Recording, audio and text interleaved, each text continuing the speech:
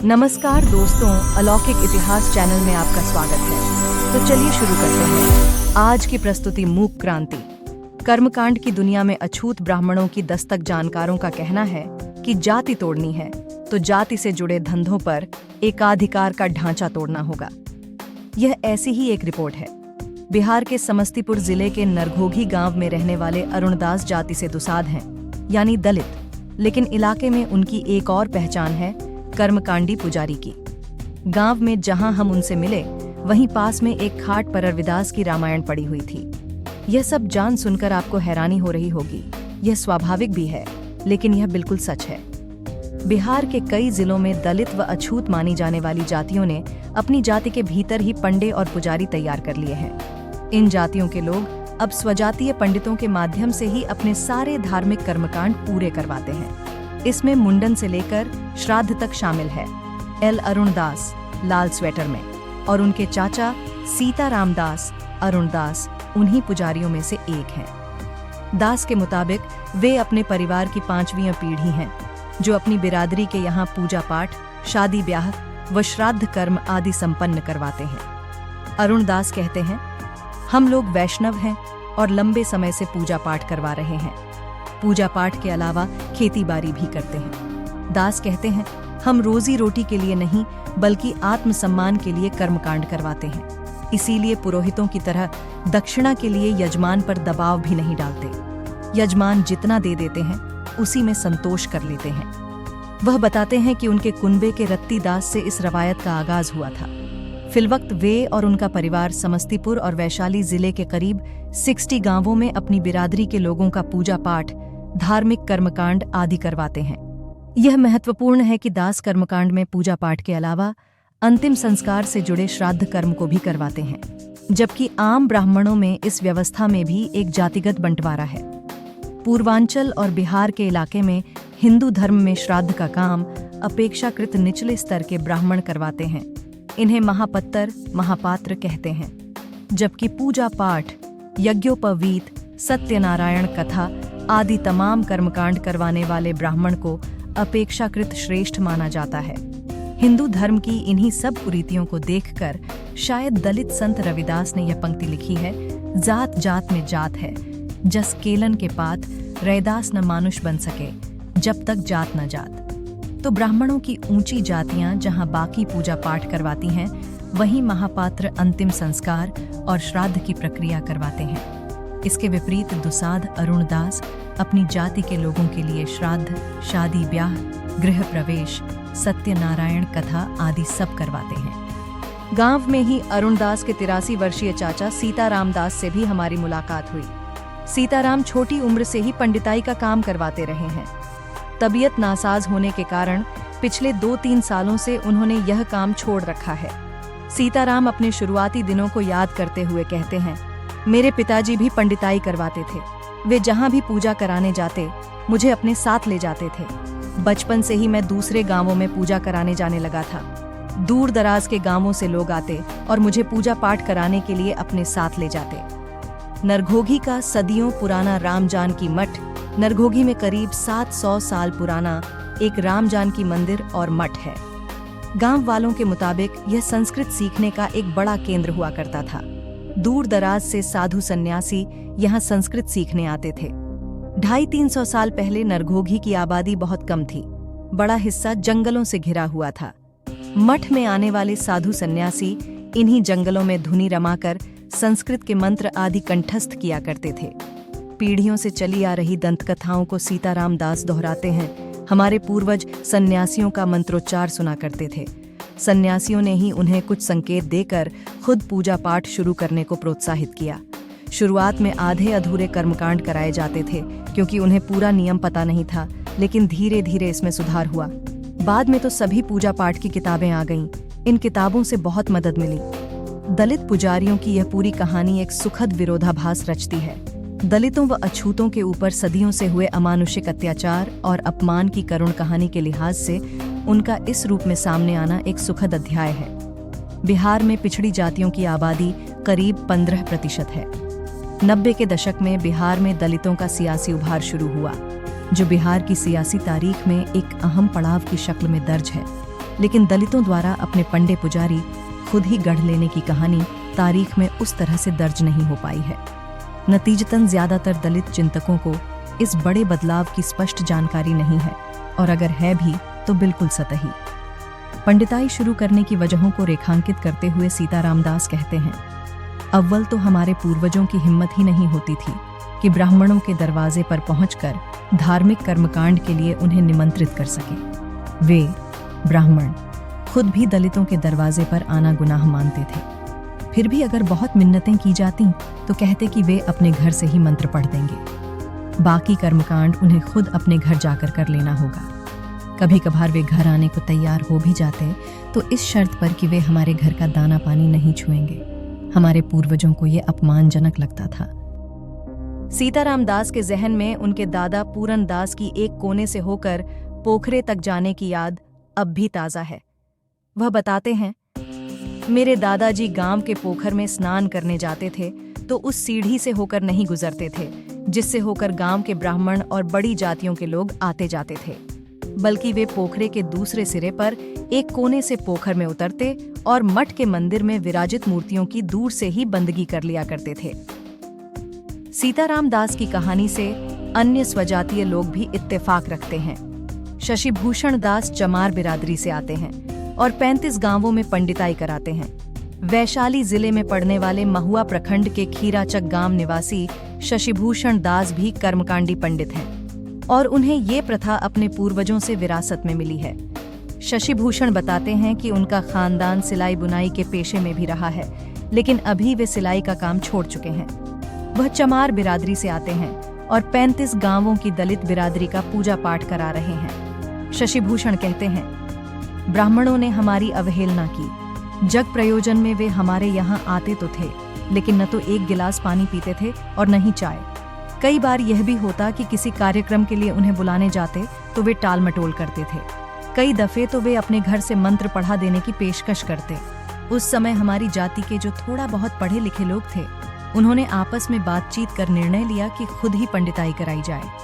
ब्राह्मणों और अन्य ऊंची जाति के लोगों द्वारा हिकारत की जड़ें कितनी गहरी हैं, इसकी मिसाल शशिभूषण एक सत्य कथा से देते हैं जो कुछ दशक पहले हुसैनीपुर में हुई थी। शशिभूषण बताते हैं, हुसैनीपुर में परमेश्वर राम नाम के व्यक्ति की पोती की शादी थी। उनके यहाँ पूजा पाठ मेरे पिताजी कराते थे, लेकिन उन्हें डायरिया हो गया था। मेरे पिताजी ने कहा कि वे किसी अन्य ब्राह्मण से पूजा करा लें। शादी के रोज शाम को परमेश्वर राम ब्राह्मण के घर पहुंचे और विवाह कराने की गुजारिश की। मैथिल ब्राह्मण पहले तैयार हो गए और कहा कि वे थोड़ी देर में आ रहे हैं। आश्वासन मिलने पर परमेश्वर राम घर लौट आए, लेकिन काफी देर तक ब्राह्मण वहां नहीं पहुंचे। वे दोबारा गए तो फिर वही आश्वासन मिला। इस तरह वे कई बार ब्राह्मण के यहाँ गए, लेकिन हर बार आने का आश्वासन ही मिला। इस तरह टाल मटोल करते हुए रात के 3 पहर गुजर गए। परमेश्वर राम का धैर्य अब जवाब देने लगा था। वे आखिरी बार ब्राह्मण के यहाँ गए और विवाह कराने की गुजारिश की तो उन्होंने कहा कि उनकी तबीयत खराब है, वह उनके घर नहीं जा सकते। उन्होंने आगे कहा, रात के आखिरी पहर में ब्राह्मण ने एक उपाय सुझाया। उन्होंने कहा कि परमेश्वर सिंदूर ले आए, वे मंत्र पढ़ देंगे। दूल्हा उसी सिंदूर से दुल्हन की मांग भर देगा। ब्राह्मण की यह सलाह उन्हें नागवार गुजरी। वह भारी मन से घर लौटे और दूल्हे से कहा, बिना पंडित के ही वे दुल्हन की मांग में सिंदूर डाल दें। इस तरह बिना पंडित के शादी संपन्न हुई। अपनी बिरादरी के अलावा शशिभूषण के यजमान मुसहर, डोम, तमोली और कुम्हार भी हैं। लंबे समय से कर्मकांड कराने के कारण कुछ ऊंची जातियों में भी उनकी स्वीकार्यता होने लगी है। शशिभूषण दास बताते हैं, कभी कभार तो राजपूत भी हमें पूजा के लिए अपने घर बुला लेते हैं। वे सीधे कहते हैं कि उन्हें जाति से कोई मतलब नहीं है। शशिभूषण जब 10 साल के थे तभी से धार्मिक कर्मकांड करवा रहे हैं। शुरुआती वक्त में उन्होंने गलतियां भी की। ऐसी ही एक गलती का जिक्र वह करते हैं, मैं बचपन में एक शादी में घृतधारी मटकोर कराने गया था। वहां गलती से मैंने यजमान के गलत हाथ में कंगन बांध दिया था। सुबह हुई तो यजमान ने ध्यान दिलाया। इसी तरह गलतियां करते हुए मैंने पंडिताई सीखी है। पंडिताई से कितनी कमाई हो जाती है, यह पूछने पर उन्होंने बताया, साल में 25 या 30 विवाह करा देते हैं। इसके अलावा अन्य पूजा पाठ भी हैं।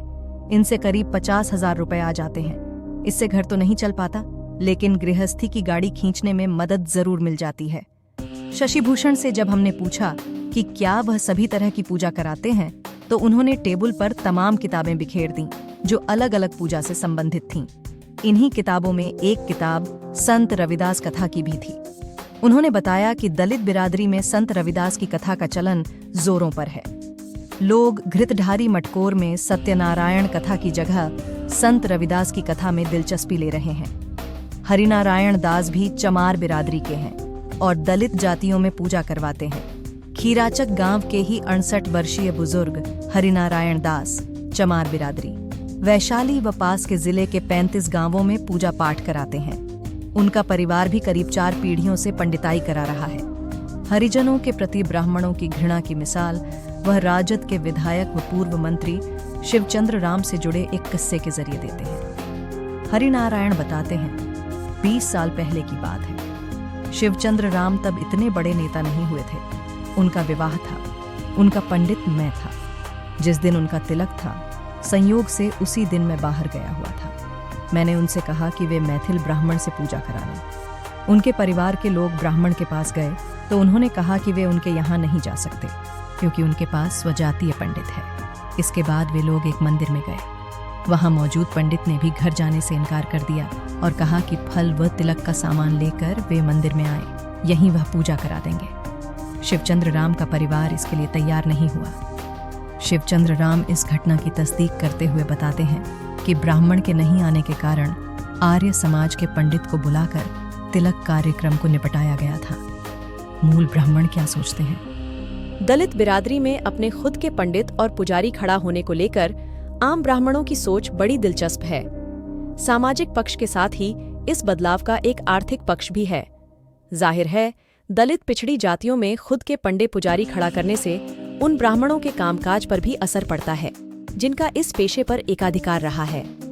हमने इस संबंध में तमाम उन पंडितों से बात की जो इस इलाके में कर्मकांड के पेशे में हैं। दलित पंडितों को लेकर ब्राह्मण बिरादरी को ऊपरी तौर पर कोई दिक्कत नहीं दिखाई दी, लेकिन ये जरूर है कि वे अब भी मानते हैं कि कर्मकांड करवाने का अधिकार सिर्फ पैदाइशी ब्राह्मण को मिला हुआ है।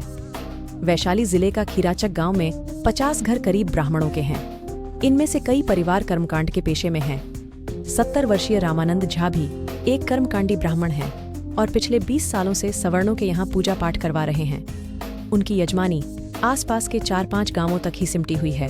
झा कहते हैं, सर्वाधिक ध्यान ब्राह्मणों के पास था, इसलिए ब्राह्मणों को ही पंडिताई का काम मिला। अगर दलित भी पूजा पाठ करवा रहे हैं तो इससे हमें कोई दिक्कत नहीं है। उन्होंने आगे बताया, वे दलित अपनी जातियों में पूजा पाठ करवाते हैं, इससे हमें कोई दिक्कत नहीं है। वे अपनी जगह सही हैं। हम उनके यहाँ पूजा कराने नहीं जाते और वे हमारे यहाँ भी नहीं आते हैं। न्यूज लॉन्ड्री ने झा से पूछा कि क्या वे दलितों के बुलाने पर उनके घर पूजा पाठ करवाने जाएंगे। इस सवाल पर झा ने दो टूक कहा, जब हमारे बाप दादा ने ही पूजा पाठ नहीं कराया तो हम क्यों करवाने जाएंगे। जाहिर है, जातीय श्रेष्ठता का सामाजिक भार अभी भी सवर्णों में मौजूद है। इस बोझ के चलते ही दलितों ने अपनी यह समांतर व्यवस्था खड़ी की है। खीराचक गांव के लोगों, जिन्हें कर्मकांडी भाषा में यजमान कहा जाता है, के मुताबिक दलित पंडितों की परंपरा सदियों पुरानी हो चुकी है। इसलिए यहाँ के दलितों के मन में कभी ये कसक नहीं उठी कि ब्राह्मण उनके यहाँ पूजा पाठ कराने नहीं आते। स्थानीय निवासी जुगल किशोर पासवान से हमने बात की तो एक अलग ही नजरिया सामने आया। उन्होंने कहा कि दलित पंडित ही असल मायनों में पंडित हैं। अपनी बातों को पुख्ता करने के लिए वह तर्क देते हैं। दलित पंडित वैष्णव होते हैं। वे मांस मछली का सेवन नहीं करते हैं, दारू ताड़ी को हाथ तक नहीं लगाते हैं। इसके उलट ब्राह्मणों में मांसाहार बढ़ रहा है। जहाँ लोग मछली आदि का सेवन करते हैं। तो मित्रों, अंततः इस प्रस्तुति में बने रहे। वो आगे कहते हैं, हमें तो अफसोस की जगह खुशी होती है कि हमारे यहाँ कर्मकांड कराने के लिए वैष्णव पंडित आते हैं। एक अन्य यजमान सुरेंद्र पासवान शास्त्री ने भी कहा, हमारे यहाँ हर धार्मिक कार्यक्रम में पारंपरिक तौर पर दलित पंडित ही आते रहे हैं, इसलिए हमें कभी महसूस नहीं हुआ कि ब्राह्मण कर्मकांड करवाते तो अच्छा होता। जानकारों का मानना है कि उत्तर बिहार के जिलों में स्वजातीय पंडितों का चलन ज्यादा है। हालांकि दक्षिण बिहार में भी कहीं कहीं दलितों में स्वजातीय पंडित हैं। रोहतास जिले के दिनारा ब्लॉक के चहुआरी गांव निवासी दिनेश्वर राम ने बताया कि उनके गांव में ब्राह्मण पूजा कराते हैं, लेकिन एक अन्य ब्लॉक करगहर की तरफ स्वजातीय पंडितों से ही पूजा कराई जाती है। दलित चिंतक स्वजातीय पंडितों की परंपरा के पीछे कई वजहें बताते हैं। प्रो रामाशंकर आर्य कहते हैं, ब्राह्मण अन्य सभी जातियों के यहाँ जाते हैं, लेकिन अछूतों व दलितों के यहाँ नहीं जाते। अछूत व दलित बिरादरी धार्मिक अनुष्ठानों को देखती रहती है और सोचती है कि उनके घरों में भी ये अनुष्ठान हो। चूंकि उनके यहाँ पंडित नहीं जाते हैं, तो उसके विकल्प के रूप में उस जाति का पढ़ा लिखा व्यक्ति उठ खड़ा हो गया और फिर यह रवायत स्थापित हो गई। प्रो आर्य के मुताबिक दलितों व अछूतों की अवहेलना तो एक बड़ी वजह थी ही, अन्य कारण भी थे। वो आगे कहते हैं, मसलन ज्यादातर दलित गांवों में ब्राह्मण नहीं रहते थे। ऐसे में दलितों अछूतों को ब्राह्मण को बुलाने के लिए दूसरे गांवों में जाना पड़ता था। दूसरे गांव में जाने में समय और संसाधन खर्च होता था। यही नहीं, ब्राह्मण के पास एक साथ कई घरों में कर्मकांड कराने की मांग आती थी, तो जाहिर तौर पर कई बार ऐसा हुआ होगा कि ब्राह्मण ने अन्य जातियों को तरजीह दी होगी। इसका हासिल ये हुआ कि दलितों ने स्वजातीय पंडित तैयार कर लिया। पिछले 4-5 पीढ़ियों चली आ रही यह परंपरा आने वाले वक्त में क्या मुकाम हासिल करेगी, इसको लेकर बहुत आश्वस्त नहीं हुआ जा सकता है, क्योंकि इन दलित पंडितों की नई पीढ़ी कर्मकांडों में दिलचस्पी नहीं ले रही है। अरुण दास कहते हैं, नई पीढ़ी पूजा पाठ में रुचि नहीं दिखा रही। यह हमारे लिए चिंता की बात है। हम अपने यजमानों से मिलते हैं तो उनसे कहते हैं कि वे अपने बच्चों को हमारे पास भेज दें। हम उन्हें पंडिताई सिखाएंगे ताकि यह रवायत बरकरार रहे। दलित चिंतक व कई संगठनों से राब्ता रखने वाले रामदयाल पासवान शास्त्री कहते हैं, दलित बिरादरी में जो पंडित हैं वे कबीर पंथ को मानने वाले हैं और दलितों के पंडिताई कराने की पूरी प्रक्रिया एक बड़े सामाजिक आंदोलन का परिणाम है। उनका यह भी कहना है कि दलित पंडितों का कोई लिखित दस्तावेज मौजूद नहीं है। ब्राह्मणों का दलितों के यहाँ पूजा पाठ नहीं कराने को लेकर बिहार के अनुसूचित जाति व अनुसूचित जनजाति कल्याण विभाग के मंत्री डॉ रमेश ऋषिदेव कहते हैं, कौन कहता है कि ब्राह्मण नहीं आते हैं? आप लोगों को क्या बैठे बैठे पता चल जाता है? सब जगह पंडित आता है। जब इस रिपोर्टर ने उनसे कहा कि वह खुद ऐसे तमाम गांवों में गया है और ऐसे तमाम लोगों से मिला है जो दलितों के यहाँ पंडिताई से इनकार करते हैं, ऐसे गांवों में दलित बिरादरी के लोग ही पंडिताई करा रहे हैं, तो उन्होंने बात बीच में ही काटते हुए अपना उदाहरण दिया। मैं खुद दलित हूँ, मेरे यहाँ तो शुरू से ब्राह्मण आते हैं। जो उन्हें बुलाता है उसके यहाँ जाते हैं, जो नहीं बुलाता है उसके यहाँ जबरदस्ती पूजा पाठ कराने थोड़े जाएंगे। खैर, ऋषिदेव को नहीं मानना था, वो नहीं माने। बिहार का खूनी जातीय इतिहास ज्यादा नहीं, महज 20 साल पहले तक का बिहार जातीय आधार पर बंटा एक ऐसा कबीला हुआ करता था जहां लगभग हर जाति की अपनी सशस्त्र सेनाएं हुआ करती थीं। इन सेनाओं ने कानून और संविधान को ताक पर रखकर ऐसे अनगिनत नरसंहारों को अंजाम दिया जिसके औचित्य का पैमाना सिर्फ और सिर्फ जातियां थीं। भूमिहारों की रणवीर सेना, कुर्मियों की भूमि सेना, यादवों की लौरिक सेना, ब्राह्मणों की ब्रह्मर्षि सेना, ठाकुरों की सनलाइट सेना, दलित भूमिहीनों की नक्सल समर्थित एमसीसी जैसी अनगिनत सेनाओं ने 80 के दशक के अंत से ही आपसी हिंसा और मारकाट का सिलसिला शुरू किया। यह सिलसिला 90 के दशक के अंत तक चला। इस मारकाट की तीव्रता को तेज करने में 90 के दशक में लागू हुए मंडल आयोग की सिफारिशों ने भी एक अदद भूमिका अदा की। इस फैसले से पिछड़ी जातियों में जागरूकता की जो नई लहर आई, उसने इन्हें सिर्फ आर्थिक रूप से सक्षम नहीं किया, बल्कि राजनीतिक रूप से भी मजबूत किया। छोटी जातियों के इस उभार से आतंकित हुई सवर्ण जातियों ने निजी सेनाओं के जरिए इसकी काट खोजने का यत्न किया। नतीजे में हम पाते हैं कि लक्ष्मणपुर बाथे, बथानी टोला, शंकर बिघा जैसे नरसंहार हुए। रणवीर सेना उस दौर में हिंसा और बदनामी का पर्याय बन गया। जातीय रूप से इतना गहराई तक बंटे बिहार में कर्मकांडों पर खत्म हो रहा ब्राह्मणों का एकाधिकार जाति की बेड़ी को तोड़ने या किसी बड़ी क्रांति की आहट भले न हो, लेकिन एक धीमे बदलाव की सुगबुहाट जरूर है। अगर प्रस्तुति अच्छी लगी हो तो अपने चैनल अलौकिक इतिहास को सब्सक्राइब करें, लाइक करें और अपने दोस्तों के साथ साझा करें। कमेंट करना न भूलें। धन्यवाद।